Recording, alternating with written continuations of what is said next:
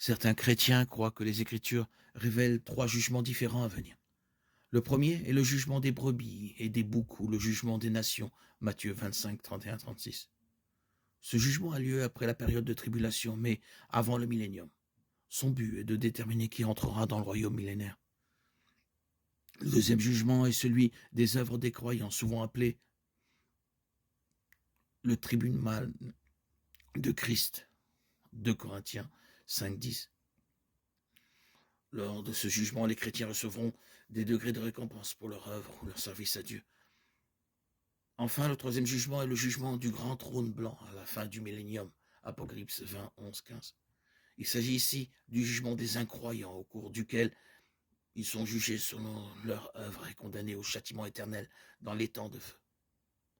D'autres chrétiens croient que ces trois jugements parlent du même jugement final et non de trois jugements distincts.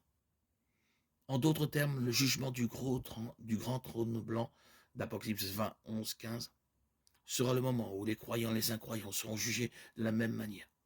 Ceux dont le nom est inscrit dans le livre de vie seront jugés pour leurs actes afin de déterminer les récompenses qu'ils recevront ou perdront.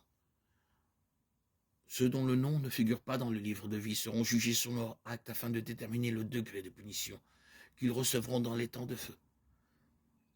Ceux qui soutiennent ce point de vue croient que Matthieu 23, 25, 31, 46 est une autre description de ce qui se passe lors du jugement du grand trône blanc.